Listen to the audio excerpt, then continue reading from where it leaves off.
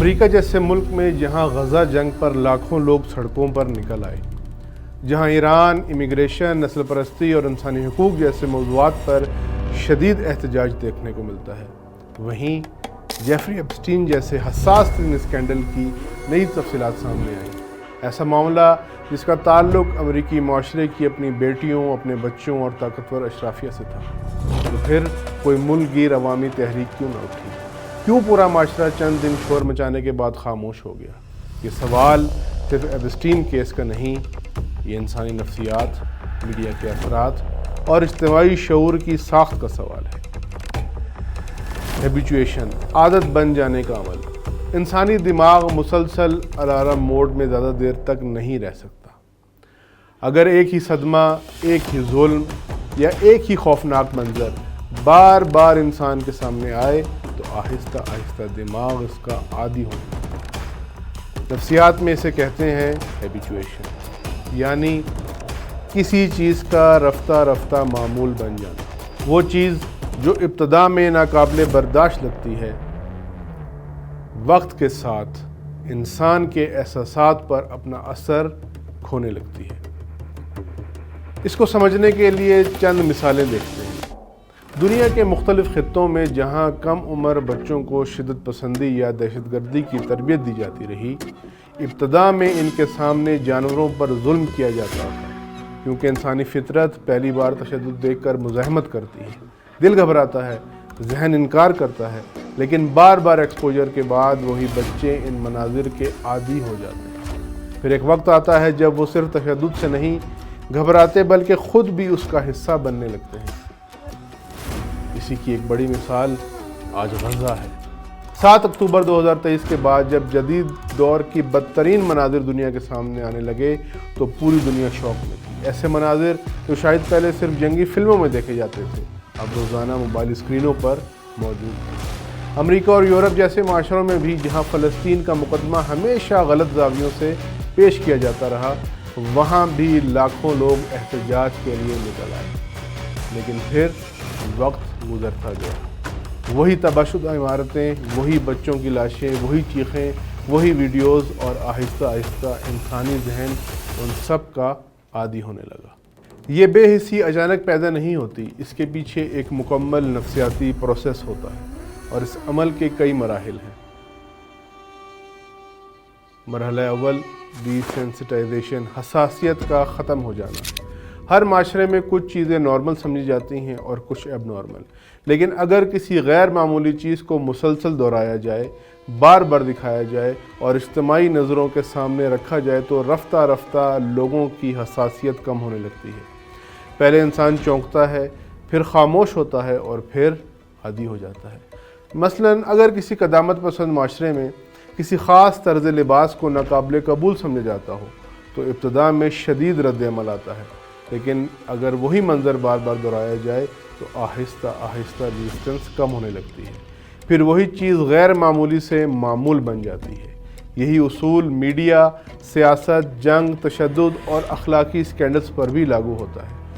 جب ایک معاشرہ مسلسل شوق کنزیوم کرتا رہے تو ایک وقت کے بعد وہ شوق انٹرٹینمنٹ بن جاتا ہے، اور شاید یہی وجہ ہے کہ ایپسٹین جیسے کیس جو کسی زمانے میں پورے نظام کو ہلا سکتے تھے، آج چند دن کی ہیڈ لائنز کے بعد صرف ایک اور خبر بن کر رہ جاتے ہیں۔ وار آن مائنڈز، ذہنوں پر جنگ۔ دنیا میں جنگیں صرف ہتھیاروں سے نہیں لڑی جاتی، کچھ جنگیں انسان کے ذہن، شعور اور توجہ پر بھی لڑی جاتی ہیں، اور شاید آج کی سب سے خطرناک جنگ یہی ہے، وار آن مائنڈز یا وار آن ٹروتھ۔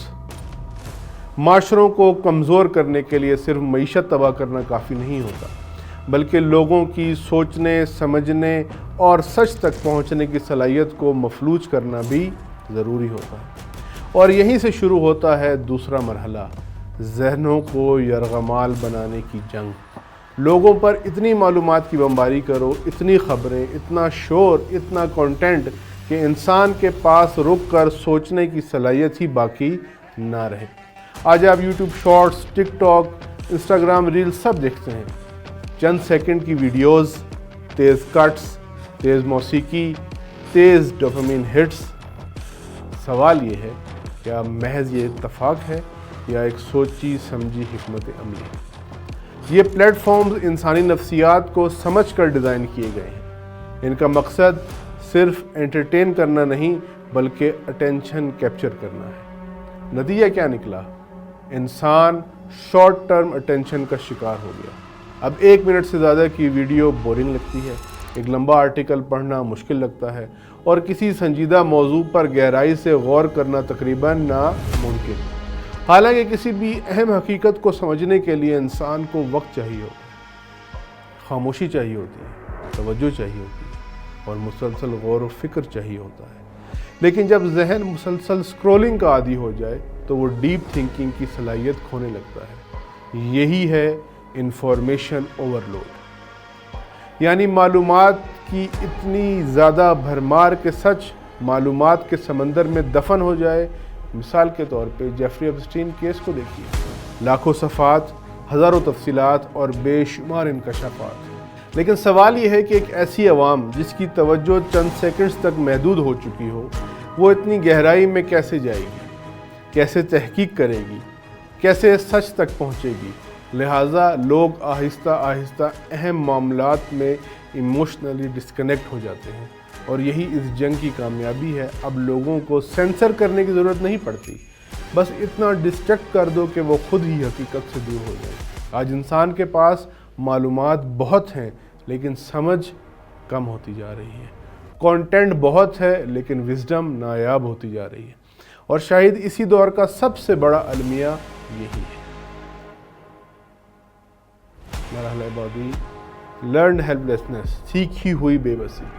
پھر اس نفسیاتی عمل کا ایک اور خطرناک مرحلہ آتا ہے، لرنڈ ہیلپ لیسنس، یعنی سیکھی ہوئی بے بسی۔ یہ وہ کیفیت ہے کہ جب انسان بار بار ظلم، ناانصافی، کرپشن اور طاقتور طبقوں کے احتساب سے بچ نکلنے کو دیکھتا ہے تو آہستہ آہستہ اس کے اندر یہ یقین پیدا ہونے لگتا ہے کہ کچھ بدل نہیں سکتا۔ نفسیات میں اس نظریے کو تجرباتی طور پر سمجھا گیا، جہاں بار بار ناکامی یا تکلیف کا سامنا کرنے والے سبجیکٹس نے آخرکار کوشش کرنا ہی چھوڑ دی، حتیٰ کہ جب فرار یا تبدیلی کا راستہ موجود بھی تھا۔ یہی چیز معاشروں کے ساتھ بھی ہوتی ہے۔ جب عوام بار بار دیکھتے ہیں کہ طاقتور لوگ بچ جاتے ہیں، بڑے سکینڈلز دب جاتے ہیں، جنگیں رکتی نہیں، احتجاج کے باوجود پالیسیاں بدلتی نہیں، اور میڈیا ہر چند دن بعد ایک نیا موضوع لے آتا ہے، تو ایک وقت کے بعد اجتماعی شعور کے اندر خاموشی جنم لینے لگتی ہے۔ لوگ غصہ محسوس تو کرتے ہیں لیکن ایکشن نہیں لیتے۔ انہیں لگتا ہے اس سسٹم کے خلاف آواز اٹھا کر بھی کچھ نہیں ہوگا۔ یہ بے حسی ہمیشہ ظلم کی حمایت سے پیدا نہیں ہوتی، کئی بار یہ مسلسل ذہنی تھکن اور ناکامی کے احساس سے پیدا ہوتی ہے، اور یہی وہ مقام ہے جہاں معاشرے خطرناک حد تک ایموشنلی نم ہو جاتے ہیں۔ وہ ظلم کو ظلم سمجھتے ہیں لیکن رد عمل دینا چھوڑ دیتے ہیں۔ جیفری ایپسٹین کیس میں بھی شاید یہی ہوا۔ لوگوں نے خبریں دیکھیں، نام سنے، طاقتور شخصیات کے تعلقات پر باتیں سنی، لیکن ان کے ذہن میں پہلے سے ایک اجتماعی نتیجہ موجود تھا، آخر میں کچھ نہیں ہوگا۔ اور جب انسان کو نتیجے پر یقین نہ رہے تو احتجاج بھی آہستہ آہستہ سمبولزم بن جاتا ہے، تحریک نہیں رہتی۔ اس لیے بعض اوقات معاشروں کو تباہ کرنے کے لیے سینسرشپ ضروری نہیں ہوتی، صرف اتنا کافی ہوتا ہے کہ لوگوں کو یہ یقین دلا دیا جائے کہ ان کی آواز بے اثر ہے۔ مرحلہ بعدی میڈیا کمپلیسٹی۔ دنیا میں میڈیا کی آزادی اور غیر جانبداری کے جتنے نعرے لگائے جاتے ہیں، وقت کے ساتھ ساتھ یہ حقیقت اتنی ہی واضح ہوتی گئی کہ میڈیا مکمل طور پر آزاد نہیں ہوتا۔ اکثر میڈیا ادارے کسی نہ کسی بیانیے، سیاسی مفاد یا طاقتور حلقے کے ورلڈ ویو کی ترویج کرتے ہیں، اور کئی مرتبہ اس بیانیے کو مضبوط بنانے کے لیے پورا جھوٹ نہیں بلکہ آدھا سچ استعمال کیا جاتا ہے، کیونکہ آدھا سچ پورے جھوٹ سے زیادہ خطرناک ہوتا ہے۔ دنیا بھر میں جہاں کہیں واقعی آزاد صحافت کی کوشش کی گئی، وہاں صحافیوں نے بھاری قیمت ادا کی۔ دھمکیاں، قید، کردار کشی اور بعض اوقات موت، خصوصاً جنگی علاقوں میں۔ دنیا نے دیکھا کہ صحافی بھی محفوظ نہیں رہے۔ یہ اس بات کی علامت ہے کہ اطلاعات پر کنٹرول آج کی دنیا میں ہتھیاروں جتنا اہم ہو چکا ہے۔ لیکن سوال یہ ہے، میڈیا کمپلیسٹی اصل میں ہے کیا؟ اس سے مراد میڈیا کی وہ پیچیدہ ساخت ہے جہاں کسی خاص تجزیے، رائے یا نیریٹو کو اس انداز سے مسلسل دہرایا جاتا ہے کہ وہ رفتہ رفتہ حقیقت محسوس ہونے لگتا ہے، یعنی ایک مخصوص زاویہ نظر کو فیکٹس کی پیکیجنگ میں پیش کیا جاتا ہے اور وقت کے ساتھ دیکھنے والا، سننے والا اور پڑھنے والا اسی بیانیے پر یقین کرنا شروع کر دیتا ہے۔